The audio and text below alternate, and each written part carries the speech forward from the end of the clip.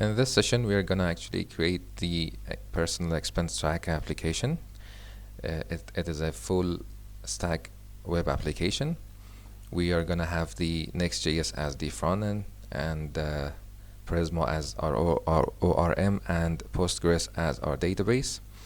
So the application is very useful actually. We have list of all of our transactions. For example, we have an expense a day ago and it was related to mobile repair with this amount.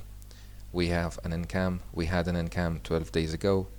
It was related to a bookstore website and this is the amount. We can create a new transaction, for example 150, I don't know, 189.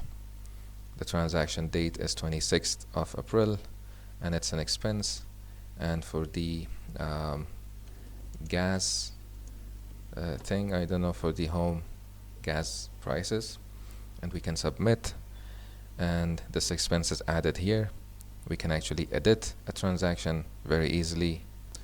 We get our data here in this form and we can actually update the transaction. For example, it was not 189, it was 150, and let's actually update the record, and we are redirected back to our home page and the record is updated. And here actually we have total expenses that we had and total incomes that we had.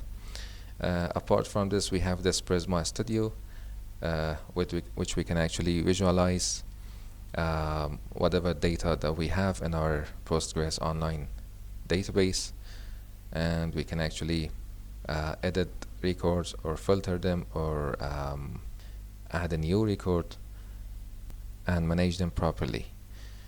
So this would be a very useful project if you want to learn Next.js 14 and the new features related to Next.js 14.